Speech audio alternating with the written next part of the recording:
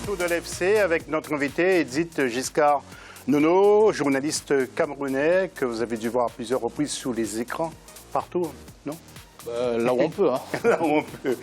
Nous avons notre ami Bruno Aoyo. Bruno, je prononce mieux maintenant. Hein. Aoyo, c'est bien ça. Hein. C'est ça. Voilà, Bon, j'ai bonjour coché à un peu tous. son nom avant, mais maintenant ça va bien. Noureddin Sali, nous, il y a des années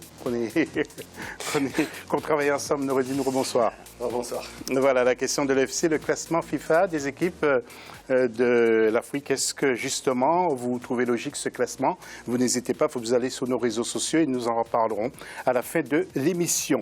L'heure de vérité éliminatoire donc, de la Coupe du Monde 2018 en Russie. Nos équipes africaines sont bien engagées et 5 équipes doivent sortir leur épingle du jeu. C'est donc le dossier de l'émission.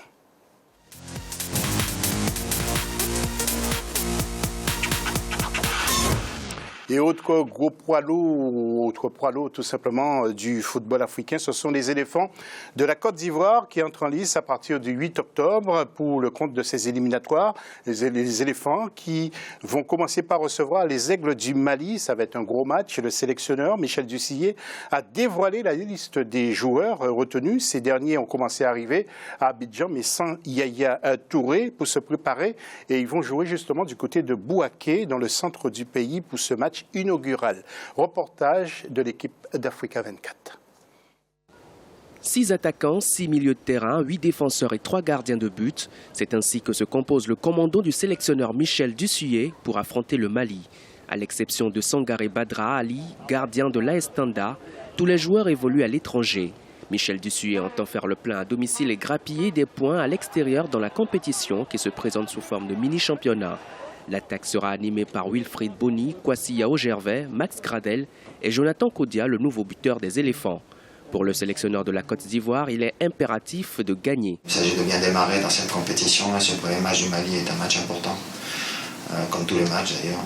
Alors on sait que ça va être un match difficile parce que cette équipe du Mali elle est talentueuse et donc on s'entend à une forte opposition. Maintenant on a aussi nous des armes à faire valoir, on est chez nous, à se faire respecter à la maison. Le capitaine des éléphants, Yaya Touré, a annoncé sa retraite internationale. Le sélectionneur de la Côte d'Ivoire peut néanmoins compter sur des joueurs de valeur comme Serge Aurier. Bien que condamné à 2 mois de prison pour agression sur un policier, le défenseur du Paris Saint-Germain est très important pour l'équipe. Le garçon est capable de réagir et de surmonter cette épreuve, même si c'est quand même pas toujours facile à vivre, mais il a une force de caractère pour vite se remettre en tout cas et apporter ce qui peut à son club mais également à l'équipe nationale, parce que c'est un joueur de qualité et qu'il est important dans le groupe. Ça peut être un leader par rapport à la jeune génération, donc c'est aussi ce que j'attends de lui. Les éléphants ont eu une semaine pour procéder à tous les réglages aux entraînements. La Côte d'Ivoire affronte le Mali le 8 octobre à Bouaké pour le compte du premier match des éliminatoires de la Coupe du Monde 2018. Messieurs, je vais vous demander un exercice un peu délicat peut-être pour vous, c'est de faire des pronostics sur les tableaux que nous allons voir. Tout d'abord, pour le groupe A, nous allons commencer par notre amie Edith Nono avec RDC contre la Libye. Et puis l'autre match, c'est Tunisie contre la Guinée. Nous allons voir un tableau, mon cher Edith, un pronostic dans ce groupe. Qui voyez-vous? RDC qui aura remporté assez facilement face à la Libye, la rencontre bien sûr.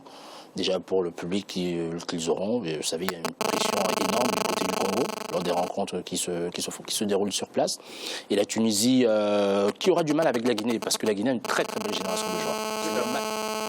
Nous allons voir maintenant le groupe B avec notre ami Bruno Aoyo. Bruno, pour ce groupe B, nous allons voir donc les affiches avec notamment l'Algérie, Cameroun, Nigeria, Zambie. Dans ce groupe, c'est presque le groupe de la mort. Alors Bruno, quelques mots. Oui, c'est le groupe de la mort. Après, je pense que l'Algérie va réussir à remporter ce groupe et à remporter ce match, car le football vertical prôné par Milovan Rajevac va permettre à cette équipe de passer encore un palier après la période Christian Gourcuff. Merci Bruno. Nous allons passer au groupe C. Le groupe C aussi, avec Sénégal, Cap-Vert. Mais il y aura aussi un certain Gabon-Maroc. Mon cher Noureddin, ça tombe bien, Gabon-Maroc. Si vous avez parlé du premier, le groupe précédent, c'est le groupe de la mort. Je pense aussi que ce groupe-là, c'est un vrai groupe très revalorisé par rapport aux équipes. On a la Côte d'Ivoire, on a le Maroc, le Gabon qui va organiser la Coupe d'Afrique prochaine. Je pense que les statistiques, moi, j'ai du mal à faire sortir un favori dans ce groupe-là. Oui, franchement. c'est délicat parce qu'il y a 5 groupes et il faut un gagnant. Le groupe D maintenant, je pense que c'est bien ça. Hein, le groupe D, non C, pardon. C, mon cher Edith, Sénégal, Cap-Vert, on l'a dit, le groupe D. Là, on va passer au groupe C maintenant avec donc les... On est sur le groupe D, c'est ça. Le groupe D, alors, pardon, excusez-moi. C'est ça. Non, le Sénégal, pour moi, bien sûr, est un favori face au Cap-Vert, qui saura faire la différence. Ensuite, le Burkina Faso avec l'Afrique du Sud, ça va être un match une rencontre assez corsée. Mais je dirais plutôt encore un match nul pour les deux équipes. Oui, on a fait tous les groupes, hein, quasiment. D'après... Oui, il manque un, je me disais bien. Alors, donc le dernier groupe que nous allons voir, nous avons fait le A, nous avons fait le B, nous avons fait le D et le C et le D. Alors, il ne manque pas. Hein, il manque. Il y a 5 groupes. Hein. Oui, voilà le dernier groupe. C'est le groupe 1 avec Ghana contre Ouganda et Congo-Égypte. Alors, tiens, Noureddine, comme vous avez la parole, allez-y. Oui, un groupe aussi relevé avec, c'est une équipe qui a une expérience quand même phénoménale, c'est le Ghana, l'Égypte qui n'a jamais percé sur les qualifications pour la Coupe du Monde depuis 90, rappelez-vous. Je pense que aussi ce Ghana-Ouganda, il est dans la portée de cette équipe du Ghana. Par contre, l'Égypte, actuellement, par la transition de cette équipe qui commence à percer sur le continent, il va participer dans la prochaine, en 2017, Coupe d'Afrique. Je pense que l'Égypte aussi a ses chances pour aller trop loin dans cette compétition. Eh bien, nous allons voir justement l'Égypte qui est remontée dans le classement FIFA. Alors, parmi les équipes favorites, nous pouvons citer quelques-unes. Tiens, que nous avons sélectionnées pour vous. La Côte d'Ivoire, l'Algérie, le Sénégal, le Ghana, la RDC, l'Égypte, le Congo, tiens, Congo-Brazzaville, Mali, Cameroun, Nigeria, Burkina Faso et Afrique du Sud. Bruno, est-ce que vous êtes d'accord, vous ? Oui, après le Sénégal, quand même, au niveau de la qualité, reste une équipe qui est au-dessus des autres. Au-dessus ou au-dessous? Au-dessus. Oui. Avec les Que joueurs. le Sénégal, il n'y a pas d'autres équipes parmi Côte d'Ivoire, par exemple? Vous n'y croyez pas? Oui, bon, après... Algérie, vous n'y croyez pas, Bruno? Après, c'est toujours un peu les mêmes équipes, mais j'espère surtout non, mais Bruno, que la RDC... Quand même, oui, d'accord. Mais ce que je veux dire, c'est que je vois le Sénégal se détacher facilement. Après, pour la RDC, ça, c'est mon espoir. Espoir. Alors, pourquoi pouvez-vous dire que le Sénégal va se détacher facilement? C'est parce que le Sénégal a fait un beau parcours pour la CAN? Par rapport à son groupe et par rapport aux qualités des joueurs. Par rapport à son groupe, d'accord. Et aussi, il ne faut jamais négliger que l'entraîneur, ça fait un moment qu'il est là. C'est sa deuxième ou troisième campagne qualificative. Ça va lui permettre de mettre sa patte sur son groupe de joueurs qui est de qualité. Oui. Alors, messieurs, votre avis sur les équipes favorites? Edith. Dans l'ensemble des équipes que vous avez citées, je pense que c'est le classique. Et en Afrique, ce sont toujours les mêmes qu'on revoit. Je vais revenir sur le cas du Cameroun, qui est bien sûr ma nation. Enfin, et je ne suis pas surpris de voir aussi l'Algérie qui fasse partie des nations concernées comme étant les meilleures, qui sont considérées comme les grands favoris de cette qualification. Je ne serais pas surpris de voir un Cameroun qui aura véritablement du mal à se qualifier parce que la poule est très, très, très difficile. Il y a des rencontres au Nigeria, au Cameroun. Ça va être très très compliqué. Et on croise les doigts pour le Cameroun, bien sûr. Oui, alors par rapport au groupe, c'est ce que disait Bruno, vous, mon cher Noureddine. Moi, quand je vois tous ces groupes, bien sûr, tout le monde se focalise sur le groupe B et le groupe C, comme vous venez de le dire. Je pense qu'il y a une régularité par rapport à des nations, style l'Algérie, pratiquement à 90%. Je peux vous dire l'équipe rentrante contre le Cameroun. Il y a une stabilité. Il y a Bentaleb qui est blessé, mais sinon tout le groupe il est là.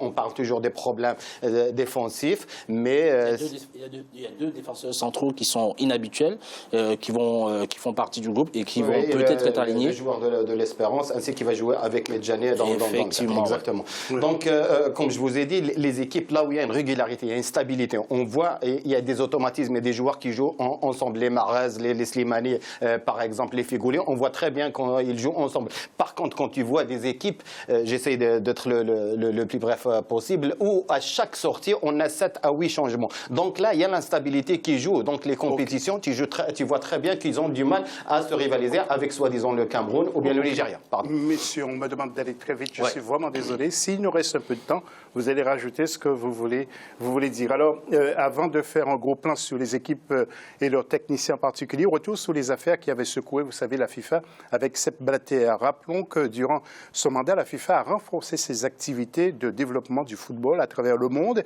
et en Afrique en particulier. Messieurs, vous n'allez pas me contredire, en mettant aussi en place une variété de programmes d'éducation. Et puis un éventail de tournois comme la Coupe du Monde des clubs de la FIFA, que nous connaissons depuis 2-3 ans, la Coupe du Monde de beach soccer également, la Coupe du Monde féminine des U17 qui se déroule en ce moment, vous le savez, du côté de la Jordanie, la Coupe du Monde aussi féminine des U20. Sepp Blatter a cédé sa place, vous le savez, et contré, forcé en quelque sorte à l'Italo-Suisse Giovanni Vincenzo Infantino. Mais le président russe Vladimir Poutine a eu son mot à dire parce qu'il n'a pas apprécié cette éviction du tout. Écoutez ce que disait Vladimir Poutine, président de la Russie qui va organiser ce mondial 2018. Cela constitue une très grossière violation des règles de fonctionnement des organisations internationales.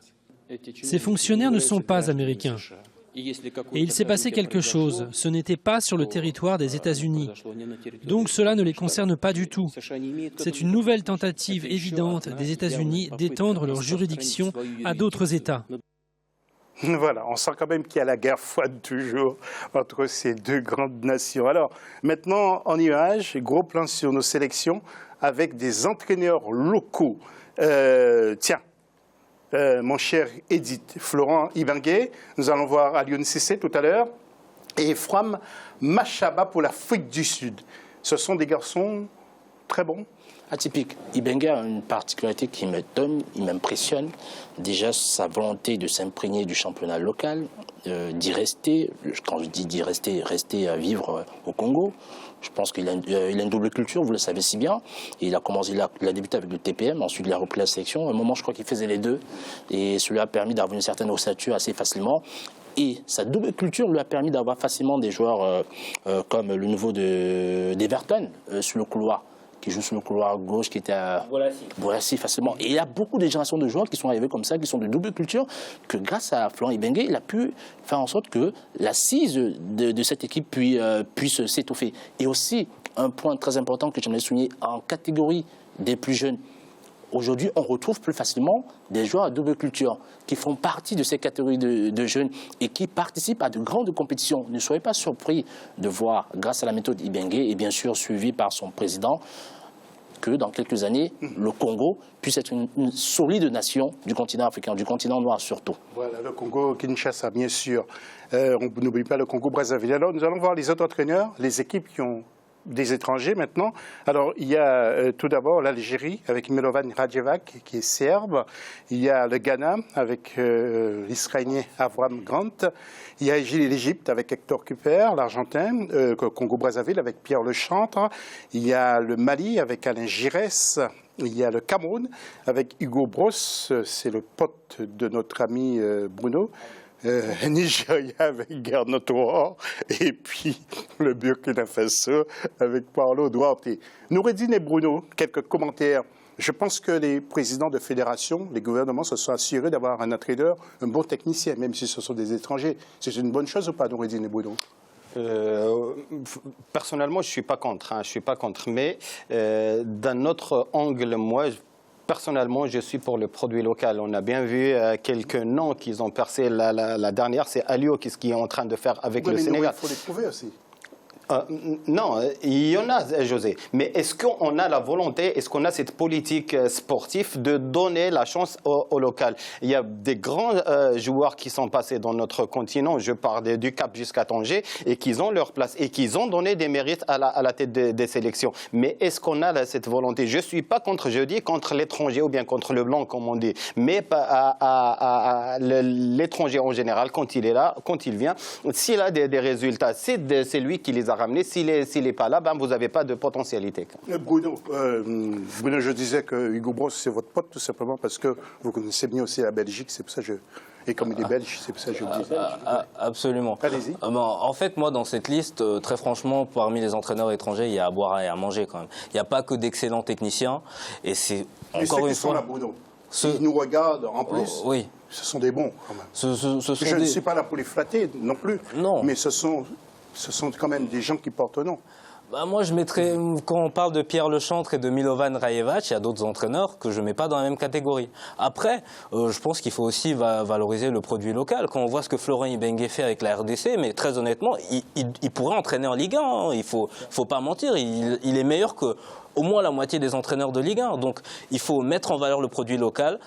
Ne pas le laisser galérer avec ses fiches de paix, et puis le continent africain va avancer. On a 20 secondes. Allez-y, Edith, 20 secondes. Je vais prendre une analyse de Joseph-Antoine Bell, du moins une réflexion pour dire simplement que s'ils sont aussi bons que vous le dites, ils ne seraient pas un Africain, ils seraient ailleurs. Merci, monsieur. Voilà pour la deuxième partie de cette émission Sacrée Edith. On se retrouve tout à l'heure pour la troisième et dernière partie. À tout à l'heure.